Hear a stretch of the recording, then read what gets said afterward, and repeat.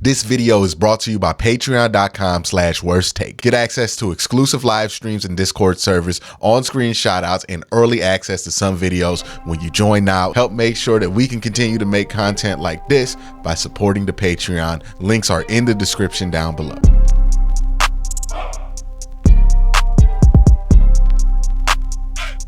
I ain't had the homie on in a minute. It's been a while, you know. G Bush, how you been, man? Look, man, it's been so long. You went viral, in between visits. You know what I mean? I saw Micah Parsons retweet you and everything else like that. Crazy, man. Now, listen, life has been a whirlwind. I mean, I'm still the same out here moving around, but yeah, it's been a lot of stuff that happened, man. You hit me up the other day. We was just texting and just check in and see how each other was doing. So you was like, hey, by the way, you want to talk some football? I said, yeah, let's talk some ball, bro. Let's talk. The set looked nicer. I don't know if the people can see it, but you got like a barber's chair set up in the corner. You know, you got the, you know what I mean? Ooh, you got the lights, y'all. You know what I mean? I'm trying to be better. Like I'm trying to, you know what I'm saying, elevate the platform a little bit, man. So but I'm congratulations on your success though, man. Like you out here moving numbers, man. Like I saw the one joint on Zadarius Smith. That joint is doing numbers. All of your draft stuff is doing major numbers. So salute, bro, out here moving around. You coming right now. I gotta say it. Right now, I mean, this is no knock to nobody else. Right now, you know, Q got the crown. As far as this Browns content is concerned, I'm just going to get like on an individual tip, he got the crown right now. It's a lot of people that, you know, you might do Browns content and y'all doing well, but bro out here killing the game. Y'all got to catch up a little bit. See, now they're going to be mad at me like I said that. See, you set me up. This is setup. Don't fall for it. This is setup. This ain't humility. This ain't showing love to the homeboy. This is setup. Because some dude on Twitter going to be like, see, Quincy's arrogant. He said he got the crown. He acting like he Marlo Stanfield on the wire. Okay, see? You see how it happens? It be your own homies. My name. It be your own homies. You know what I mean? But they gotta accept that. They gotta accept that, bro. You can put it on me. You know, listen, I'm opinionated. You throw it on me. It's okay though. You know what I'm saying? Like, but nah, man, for real, like the consistent content is dropping, man. And it's gonna be an exciting season because like we was talking about before, I think the Browns is in some uncharted waters. So if you're doing content out there, it's a lot of discussions that you can have that ain't been had before, which is gonna really put out some good conversations about the Browns. You see, and I was talking about this the other day. I did a video where I compared this roster to the 2020 roster. That's the most successful roster we've seen in the Browns recently. Mm-hmm. And this is a much better roster than the 2020 roster. I think you can look at it up and down and you can say this team's better than the 2020 team. They're a little bit deeper in 2020 at running back offensive line, but you still got Nick Chubb and you still got the same people on that offensive line. You add in some pieces with DeJuan Jones and everything else like that. And then we can flip to this defense. And this is why I think it's the most intriguing part. Because we forget that 2020 secondary was terrible. Like I went back and I forgot Terrence Mitchell was the second best corner on that team. You know what I mean? Andrew Sadejo had to start for most of that year. And you look at this. Yeah, you look at this secondary and they got Ronnie McCloy, which I feel like flew super under the radar. You got Juan Thornhill, you're bringing back Grant Delpit, who seemed to figure out something as a run defending kind of like big, strong safety. And then, you know, you got guys coming in like Dalvin Tomlinson. You can hopefully one of the young guys figures it out, the other DT spot, if you don't bring in somebody else. And then you got Zadarius, you know, Ogabonia, Miles. I like that 3-man, and then now you can have Isaiah McGuire, see if he's ready for that 4 spot. If he's not, you could throw IT in there while Isaiah gets up to speed. Mm-hmm. And you got yourself a legitimate defensive line rotation there, at least at the edge spot. Inside, they got Siaki Ika in the draft. Me and you apparently have differing opinions on Mr. Ika. What do you see with him? Because what I saw with him is a 1-tech that might, 0 tech really, that might be asked to play something that he's not really familiar or natural in. And I worry about that being an issue for him. I got him as to me, he's like a nose. Like he's a guy that's over the line of scrimmage and over the center, and what he's utilizing. And now we get an opportunity to see penetration is like, he's a guy you put over the center, and his job is to dog walk the center all day. Like he's going to like I need push. I need anytime he's trying to get to the next level, if they're moving in these zone schemes, it's just all about making sure the center's job is a living nightmare. Now, if they put him at 3 technique, I don't know if he has the pass rush ability. I don't know if he has the skill set. He has a good bull rush. That's his main technique. But I think you see it when you watch him on film. He's able to get his hands on the ball a little bit because he is bull rushing so much, and he does get a little bit of penetration. I don't know if he has enough athleticism to play a 3, because I'm thinking about the outside zone and stretch plays. He might be able to get outflanked. And for me, I will see him as a run down guy. I don't know if I'm ready to just say, all right, you're going to be a starter as a 3 down guy. And that's why I think in the beginning you said there may be some area for some of the younger guys to still continue to play. I don't know what they're going to do with Perrion Winfrey. Jordan Elliott has had a lot of opportunities to do his thing. He's not shown up, but I would like in certain pass downs, I'm anxious to see what Hill and Hurst will bring to the table. I know what I got in Dalvin Tomlinson. That other nose tackle position or defensive tackle position for me, I think that's going to be a committee job, and I think it's going to be a camp battle all year.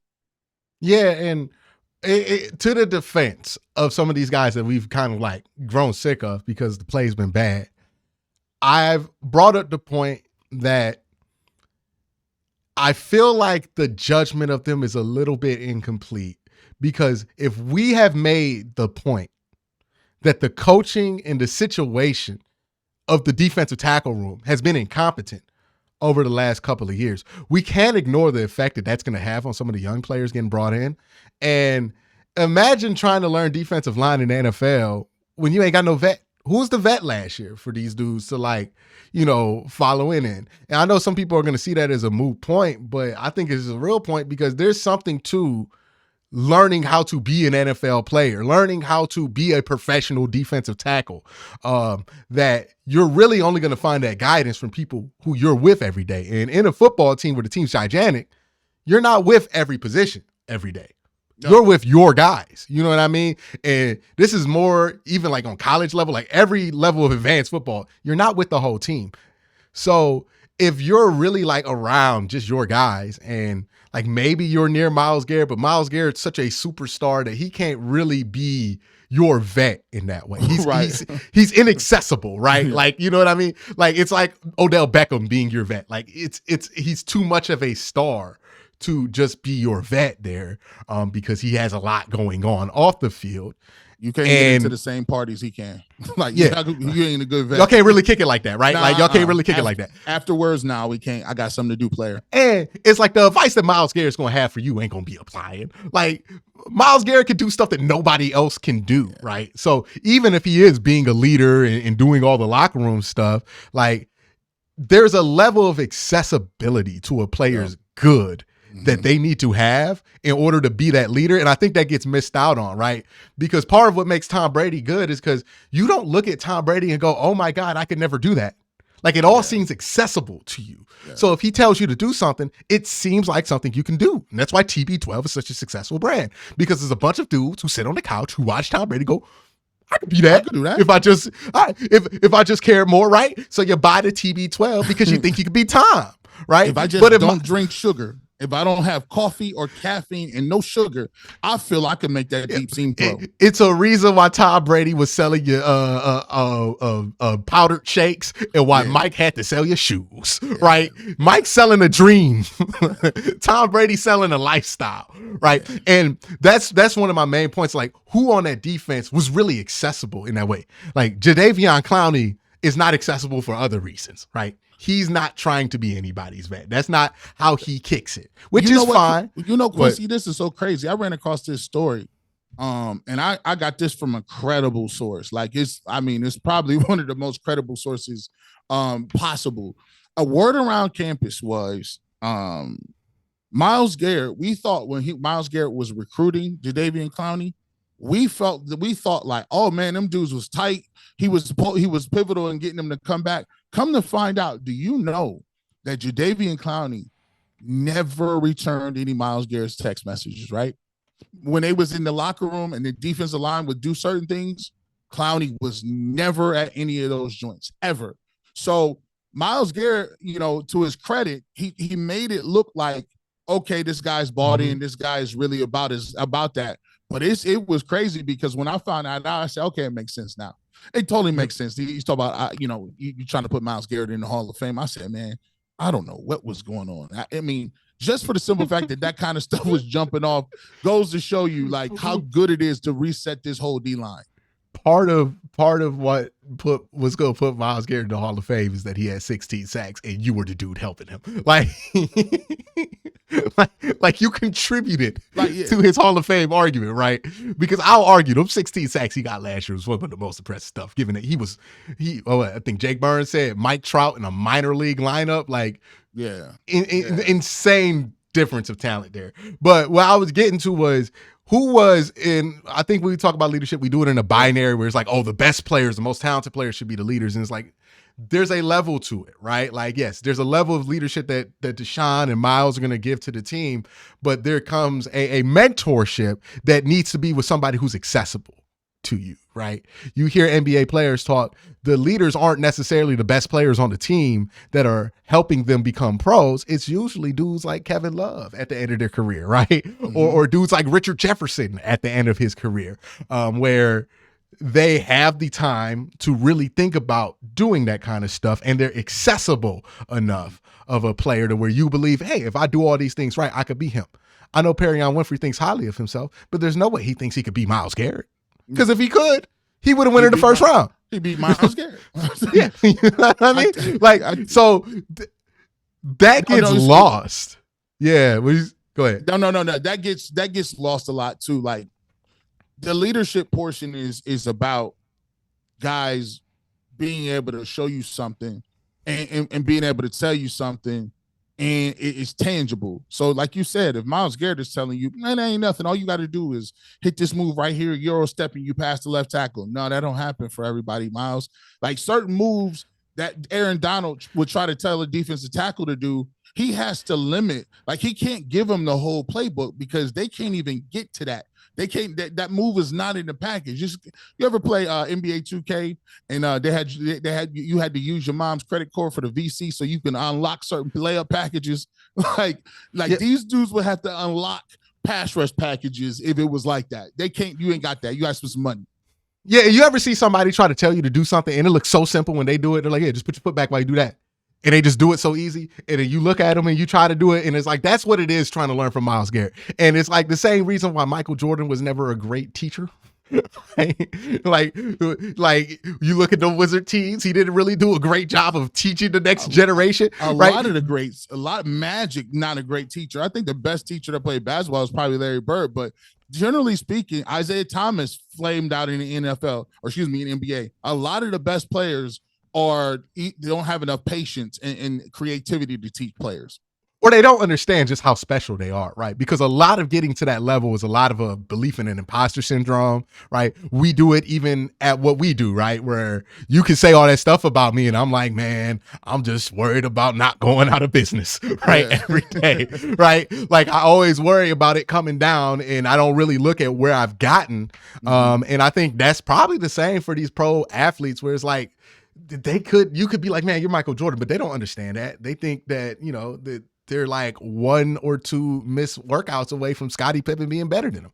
It doesn't seem rational, but that's where you have to put yourself in order to get it, because you don't understand. Like, I think the one dude, and you can see it with his kids, is LeBron, like, where he's figured out, oh no, I'm just really good at this.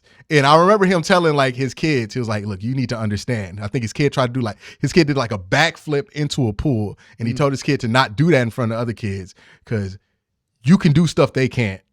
And they're going to try to do that and get hurt. Yeah. That's like, it takes that level of understanding in order to be that great and coach.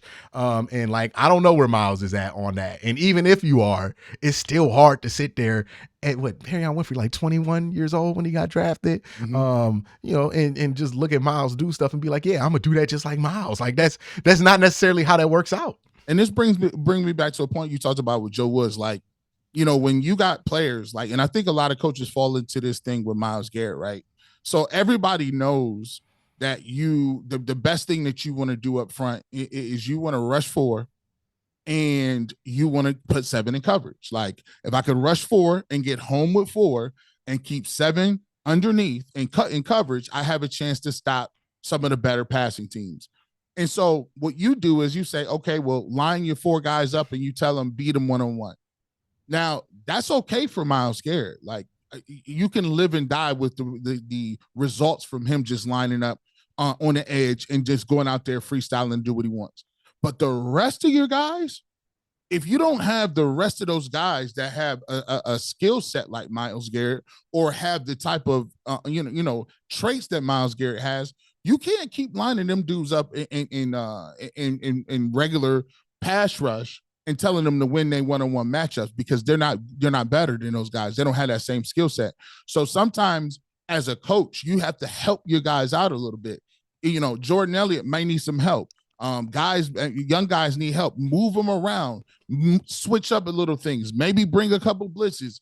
And, the game plan is definitely a part of it. And I think sometimes, and you said about giving people the benefit of the doubt, if I believe Joe Woods was that bad as a defensive coordinator, I then have to take a look and see what that means for the guys that were coaching under him, where it was JOK getting the best coaching, was Tommy Togiai or Jordan Elliott or Perrion Winfrey, Alex Wright, were they being put in the best ways to make plays? And if I can say that Joe Woods was not that good of a coordinator, I do have to have some sort of reservation on making a judgment and whether those kids could even play or not. And I think Joe Woods has told you that, by the way, he has not made any hard, crazy moves in the linebacking core. I think he's telling you that, hey, I watched the tape on these dudes. I know it was a bad look for the run defense, but I'm telling you, I think these guys can play, given the fact that they haven't made many splash moves at that position. Yeah, and I think also, one of the things that gets missed in this whole conversation of, hey, can this dude play at this level or not, is the ability to put them in the right spots, and the level of talent that you need to have that happen, right? I look at this team now, I'm like, oh, okay. Last year, you could have did whatever you want from a package sense. It wouldn't have mattered because the only thing that they point out is 95, right? They're not worried about where anybody else is lined up. But now you could do something where, hey, you could put Myles in this traditional pass rush spot, slide Zadarius Smith inside, and then you can even overload, have Ugbo on the opposite side, well, like 5I, 5E, and have him on the outside shoulder in between tackle and tight end. And then you could just get your biggest, longest dude, right? With Alex Wright, is he the longest guy? Whoever has the longest wingspan on that opposite side to just stand up. Right. Real quick and get it, block that lane, man. Yeah, protect the paint, right? Yep. That's something you can do, right? And Alex Wright, look, he might not be good if you ask him to be a wide rusher, but if you ask him to kick inside a little bit, if you ask him to do one or two things, and you ask him, hey, man, we're going to run this blitz package, just get in the way. You know what I mean? Right. Don't worry about winning, because honestly, if Alex Wright in that package wins, that's a problem because nobody else is there. We need you not to win. We need you to play the line, play a mirror, like play in the mirror, and that's a great option. And the thing about it, I really like is the fact that I call him the young OG Ogbo. The fact that he thought that he was going to be the starter, and they go out and make the move for Zadarius Smith. Why I was so excited about it is because for the first time, we're going to have that level of competition.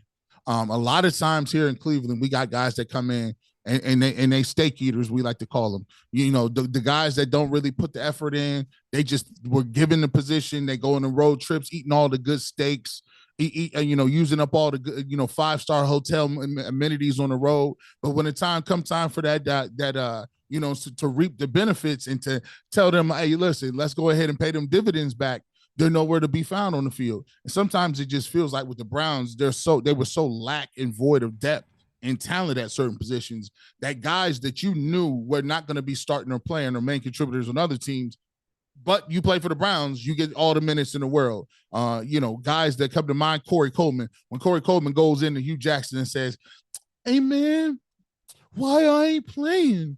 Why y'all got me running with the twos?" Hugh Jackson looking at him like, "Bro, because you're not good. You're trash, Corey." But since we didn't have that many receivers as a first round pick, stuff like that goes down, and dudes like that don't play. Continue your tick. But I'm gonna tell you what, I'm with you. For the first time, I think this Browns defense has depth up front, and they've actually made the defensive line go from weakness to a strong point in the cats that they brought in. Yeah, and I think it'd be interesting, because now what I think is more important than just changing the defensive coordinator is that the people trust who the defensive coordinator is, right? Because in the same way, I'll relate it to a regular work environment. You've been if you're listening, you've been at a job where you get there, you do your orientation, and then you meet somebody who worked there, and they befriend you, and they start telling you everything that's wrong with the workplace. Yep. Right? Everything that's wrong. And all of a sudden, who you were week 1 is not who you are in week 5, right? No. Because you're starting to get eaten up by this environment that does not trust who they're in because the management's bad, right? Yeah.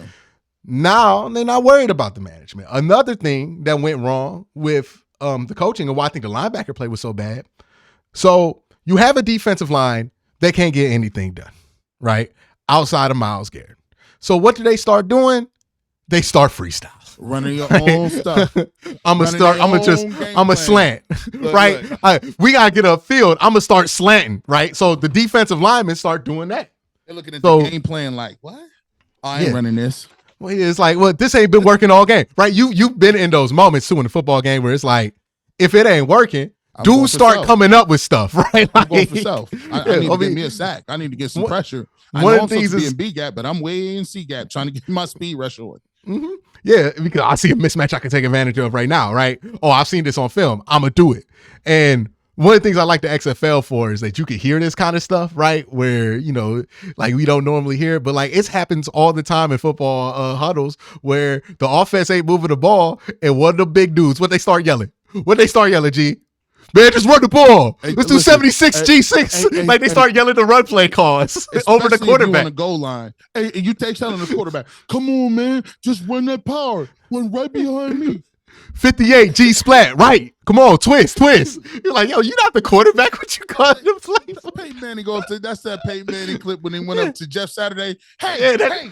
You snapped the damn ball. That's what be happening. That's what be happening, right? Whenever we see those clips of a quarterback being furious with an offensive lineman and they did not get sacked, it is because the offensive lineman was tired of the ball not moving and decided that he was going to call run. You did your job. You did your Tom Brady. And those guys back then, they know it. It happens all the time. It's just so funny. Or you see it with receivers. Receivers start doing that too. They start breaking their routes off. Said if they backside, they ain't gonna run that route. They're not gonna run the 7 route fast. Much happens on accident in these football games. Man, it'd be deadly. People come back to that bench and be heated. And don't let you be down to a team you ain't supposed to be down to. You down 17-3. You gonna be pissed. You out there I'm not gonna be out here just getting beat. Beat by the Jets like this. This is unacceptable. And we're talking about Tom Brady, Peyton Manning. This happens on the good teams. Football is just chaotic, right? Yeah. So imagine the chaos level when you stink, right? And this defense stunk last year. So we saw, what did the defensive line start doing once they realized they couldn't get upfield?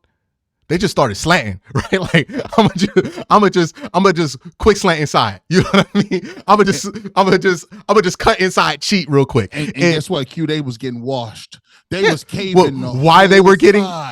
They were getting washed because they were all deciding that they were gonna, and then the offensive line realized that and just let them go in the direction that they wanted to, right? It's why it looked like ballet versus the Bills. And what this leads to, right? So the defensive linemen start doing whatever. They're not in their gaps. They're not in their assignments.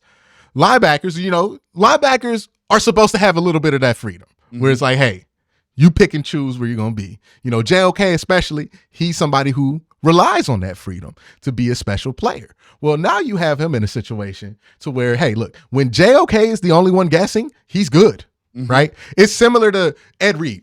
Ed Reed required everybody else, all the 10 other players on defense, to be doing what they're supposed to be doing. Well, 9. So Ed Reed and Ray Lewis relied on all the other 9 guys being exactly where they're going to be. Hold on, let me see. 8. He was 8 because Terrell Suggs was up there, so they needed everybody. But T Sizzle was always going to do what he was supposed to do, right? He was just really good at it. So those two had a great connection and great chemistry. They always knew where each other was going to be based on what they saw because they were both football savants.